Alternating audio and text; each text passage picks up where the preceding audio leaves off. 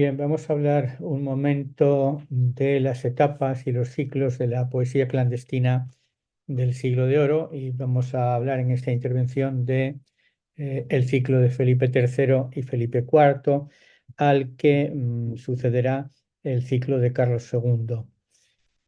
La sátira y la protesta proliferan en momentos en los que se percibe una crisis, sea esa crisis real o una percepción extendida, da lo mismo. La cuestión es que se, se sienta que hay como una crisis y surgen las protestas y se proyectan esas protestas hacia el vulgo generalmente. A veces surgen las protestas dentro del vulgo, pero lo más normal, que es lo que sucede en las etapas en las que nos vamos a centrar, esta sátira clandestina, estas protestas surgen de las élites y se proyectan en el pueblo. No parece pues conveniente denominar a este tipo de sátiras literatura o sátira popular. No emana del pueblo, se impulsa desde las camarillas cortesanas y de las facciones de poder de las élites. Tampoco creo que, como se ha dicho a veces, constituya una expresión de oposición al poder, sino de oposición a una parte del poder desde otra parte de ese poder. Es decir, que es un instrumento, una herramienta, un arma contra el poder que está en ese momento vigente, que está en ejercicio actual y que otras facciones pretenden desplazarlo para ocupar ellas ese lugar. Es lo que ha llamado a veces una guerra de plumas, que forma parte de una guerra más amplia, una guerra total entre las áreas distintas de influencia. Por ejemplo, en el caso del reinado de Carlos II, se va a agudizar mucho, pues, una guerra, Carlos II en su minoría sobre todo, una guerra entre las facciones de don Juan José de Austria y los oponentes y otros oponentes a la regencia de Mariana de Austria contra los válidos o la facción de la reina gobernadora.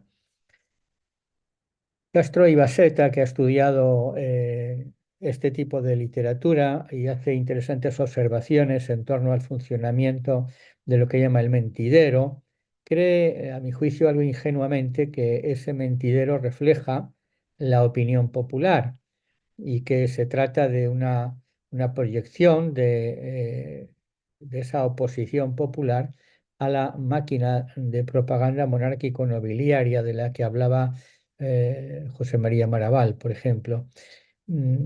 Pero no parece que esa poesía clandestina constituya en efecto una rama simétrica de oposición popular frente al dirigismo de la autoridad. Son sátiras, como digo, que emanan de una parte de la élite dirigidas contra otra parte de esa élite. Esta sátira clandestina, además de explorar la sensación de crisis, mantiene un equilibrio inestable con la dureza del poder en ejercicio. Es decir, cuanto más sólido, más riguroso sea este poder, mayor inclinación hay a lo clandestino, precisamente por el peligro de las represalias y a la vez mayor contención, mientras dicho poder sea capaz de reprimir las voces disidentes, hasta que se alcanza un punto crítico en el que los poderosos atacados caen para dar lugar a otros que pronto serán objeto de semejantes críticas. Es un círculo que no tiene fin en este sentido. En la poesía clandestina del Siglo de Oro se pueden entonces advertir dos grandes etapas correspondientes sobre todo al reinado de Felipe IV. El de Felipe III tiene menos proliferación de esta sátira. En la etapa de transición, sí, después en la de Felipe IV, y el segundo gran ciclo será el del reinado de Carlos II, minoridad de Carlos II o mayoría de edad de Carlos II. En la primera etapa de Felipe III y sobre todo, digamos, en la transición o algo, justo cuando se va a cambiar de reinado, destaca la sátira peculiar del conde de Villamediana, que se desarrolla, como digo, principalmente en ese momento de transición de Felipe III a Felipe IV, pero entra bastante poco por razones cronológicas en el reinado de Felipe IV. Lo más característico de la obra del conde de Villamediana es que constituye una excepción al anonimato general de la poesía clandestina de este tipo de textos. Villamediana, que había heredado el título en 1607, viaja por Europa, brilla en las fiestas y academias literarias, y a su regreso a Madrid en 1617, la corte hierve en intrigas para derribar a Lerma y el conde entra en esa lid con durísimas sátiras contra los privados de Felipe III, cosa que le costará en 1618 un tercer destierro, su tercer destierro en este caso por lo que diría Quevedo, por la mala lengua. En el poema Vida Bona, con el estribillo Vida Bona, se incluye a sí mismo y se define por su capacidad satírica. Dice, y cojo a Villamediana por la boca con anzuelo, con más gomas que un ciruelo está sin causarle pena, como la boca esté buena, con que a nadie no perdona. Para Cotarelo, Villamediana es el creador de la sátira política en España, valoración que aceptan con más o menos matices otros estudiosos, colocando su sátira en el entramado de las rencillas políticas de la corte, cuyos protagonistas aparecen acusados de ladrones, de cornudos, de judíos, de luteranos, de rapaces, de todo tipo de vicios, de tachas según la ideología de la época. El poema que se titula Procesión es paradigmático. La procesión se comienza de privados alevosos, de ministros codiciosos y hombres de rota conciencia. No hay sino prestar paciencia, todo falsario y ladrón, a destierro y privación. Por tan enormes delitos no es mucho todos den gritos, obedecer y chitón, dilín, dilón, que pasa la procesión. Y en esta procesión, pues enumera Villamediana al duque de Uceda, a Laguna, Pedro de Tapia, Angulo, Tobar. Tobar hay toda una familia de Tobar, de Tobares, Ciriza, Osuna, San Germán, Heredia, Soria, Mejía, Lerma y toda una serie de nombres de funcionarios o de nobles o de cargos políticos acusados todos de corrupciones múltiples. Un rasgo estilístico que define esta poesía es el conceptismo burlesco basado en alusiones, en juegos de palabras ingeniosos, juegos mentales, juegos verbales, paronomasias, dilogías, disociaciones. Por ejemplo, el patriarca de las Indias se llamará patriarca y patricofre, aludiendo a su rapacidad. En un poema puesto en boca de un supuesto lañador, el lañador va a arreglar una serie de calderos y de piezas de vajilla rotas y quiere hacer o deshacer más bien un calderón, que es una alusión a don Rodrigo Calderón, uno de los protegidos del duque de Lerma. En otro poema se derriba una tapia, que es alusión a Pedro de Tapia.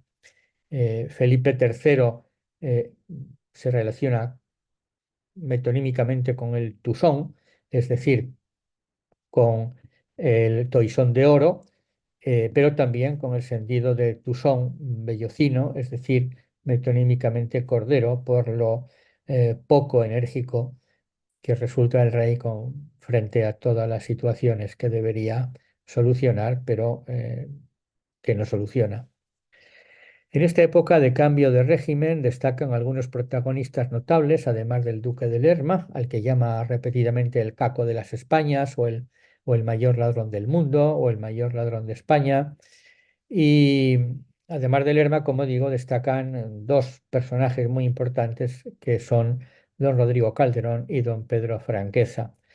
Don Rodrigo Calderón se hizo famoso porque después de una vida muy complicada y acusado de múltiples delitos, desde asesinato hasta latrocinios varios, pues fue condenado a muerte y murió en cadalso público de una manera muy ejemplar, de modo que este personaje provoca dos ramas poéticas, la rama satírica y la rama no exactamente panegírica, pero sí un conjunto de poemas en los que se pone de relieve su eh, gallardía ante la muerte, su arrepentimiento, su ejemplaridad a la hora de morir.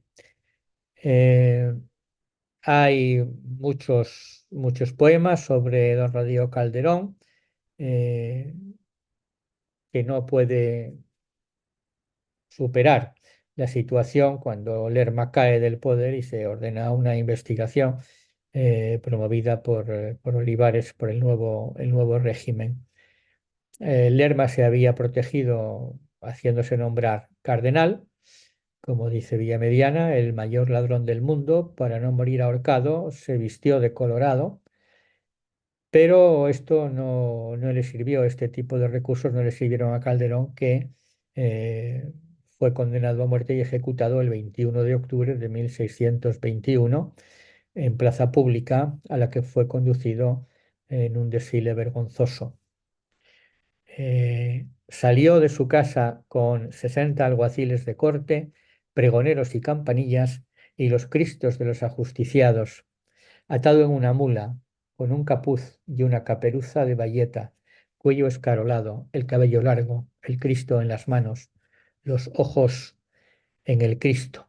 El pregón decía, a este hombre porque mató a otros alevosa y asesinadamente y por otras muertes y otros delitos. Lo cuenta Quevedo en Grandes Anales de 15 días. No es el único, no es la única crónica que tenemos de este caso.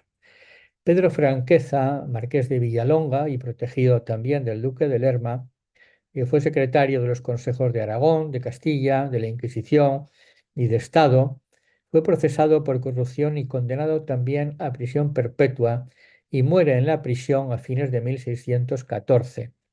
La investigación del caso fue encargada a Fernando Carrillo, que fue presidente del Consejo de Hacienda, del Real de Castilla y del de Indias, un juez bastante severo al parecer, que instruyó la causa en la que se acumularon a Franqueza hasta 484 cargos de concusiones, cohechos, malversación, fraudes, violación de secretos y otros. Hay varias composiciones clandestinas que evocan a Franqueza, alguna de ellas puesta en boca del mismo Franqueza, que como locutor reconoce sus pecados y su caída. Por ejemplo, eh, este soneto que empieza, de barro fue mi vano fundamento, de cabeza dorada, vía andante, si deshecho me miras, no te espante, que vuelvo a lo que fui, toma escarmiento. Estatua fui, España me dio aliento, desde pigmeo vil crecí en gigante, que ambición y soberbia semejante consigo trae un bajo nacimiento. En el pleno reinado de Felipe IV está claro quién es el blanco indiscutible de las voces satíricas. Es el conde duque de Olivares, naturalmente. Desde el comienzo de la privanza hasta su cese, Olivares concentra un poder omnímodo que despierta una oposición cada vez más agresiva. La acumulación de conflictos económicos, bélicos, en Flandes, en Italia, en Francia, en Cataluña, Portugal, políticos y de todo tipo erosiona la figura del valido. Quevedo, que en principio forma parte de los defensores, de los apoyos que tiene Olivares, al cual celebra en la única comedia que conservamos de Quevedo, la comedia Cómo ha de ser el privado, termina atacándolo muy acerbamente en La hora de todos o en la infame execración contra los judíos, al memorial poético que empieza Católica Sacra Real Majestad, últimamente atribuido ya con bastante seguridad a Quevedo por el profesor Fernando Plata, pues a este memorial se atribuye a menudo la prisión de Quevedo en San Marcos de León, que fue sin duda dictada por Olivares. La serie de poemas contra Olivares es muy abundante en esta poesía clandestina. Se le acusa de tirano, de asesino, de hechicero, de ladrón, de nepotista, de ambicioso, de hipócrita, de traidor, de soberbio, de sacrílego, de hereje. Es, en uno de los poemas, se dice que es un demonio que respira en cuerpo humano, en otro se le trata de monstruo arrogante, en un tercero se le califica de carnicero con piel de cordero, se le compara con Nerón, con los verdugos, con las epidemias, con las enfermedades, cuyo propio lugar es el infierno. Se le acusa de todo tipo de delitos, ¿no? Eh, un poema muy importante, que es una verdadera enciclopedia de invectivas, es La cueva de Meliso, o el testamento que otorgó el conde duque estando en Loeches en enero del año 1643, ya a la caída de Olivares. Se reiteran algunos motivos satíricos, como la burla al llamado gallinero, el aviario que construyó en el Palacio de Buen Retiro, que por metonimia a veces se le llama gallinero a todo el Palacio del Buen Retiro. Se dice que tenía en su muleta un diablillo familiar que le aconsejaba, se le califica de hechicero, se reiteran las burlas a los sucesos escandalosos del convento de San Plácido, donde se decía que Olivares iba con su mujer para efectuar el coito a ver si tenían descendencia, mientras las monjas los incensaban en la misma iglesia. En fin, toda una serie de ataques y críticas muy, muy agresivas. En el entorno de pero del gran personaje de Olivares, aparecen figuras complementarias, la mujer de Olivares, la condesa, que también dio lugar a una serie de burlas por un falso embarazo, del que se burlan a menudo los poetas anónimos satíricos, y sobre todo un personaje que concentra también muchas sátiras es el hijo bastardo de Olivares, llamado primero Julián de Valcárcel, por haber tenido como tutor a Francisco de Valcárcel, y que luego fue reconocido por su padre y cambió de nombre, ya se empezó a llamar Enrique Felipe de Guzmán, cambió de mujer. Olivares hizo que anularan el primer matrimonio de su hijo, para casarlo después con la hija del condestable de Castilla, doña Juana de Velasco, después de anular el matrimonio que había contraído antes con Leonor de Unceta. Eh, Parece que este Julián Valcárcel, al que se llama Julianillo el Jacarero en algunas de las poesías, pues era muy aficionado a la vida, digamos, tabernaria, a la vida de Lampa, al mundo de las jácaras, ¿no? Bien, parece evidente que una de las funciones de estos validos, de Lerma o de Olivares mismo, entre otras, era servir de protección, de escudo, de chivo expiatorio cuando era necesario, y salvaguardar la figura del rey. Pero en las sátiras clandestinas tampoco se libra la figura máxima del monarca. A menudo se le intenta exculpar, sí, es cierto, achacando la responsabilidad a los malos ministros, pero, pero no siempre. En este poema, el rey es atacado lo mismo que otros personajes. De un hartazgo dijo Urgel que enfermó Felipe IV, y si él enfermo de harto, el reino lo está más de él. Una vida aborrecida de un rey en quien reina el vicio, ha sanado Dios de oficio por no haber parte que pida. Magno Felipe, mirad que el pueblo está alborozado de oír vuestra enfermedad, porque nos habéis quitado hasta la fidelidad. Así que los validos, los ministros, los funcionarios, pero también el rey. El rey no se libra de las sátiras clandestinas y de los ataques. Eh, Todavía Carlos II será una víctima más débil que Felipe IV, y todos los validos que van a sucederse en la regencia de Mariana de Austria y luego en el reinado de Carlos II todos son más débiles que Olivares y la sátira va a aumentar, va a proliferar de una manera extraordinaria, pero esto lo veremos en otro momento.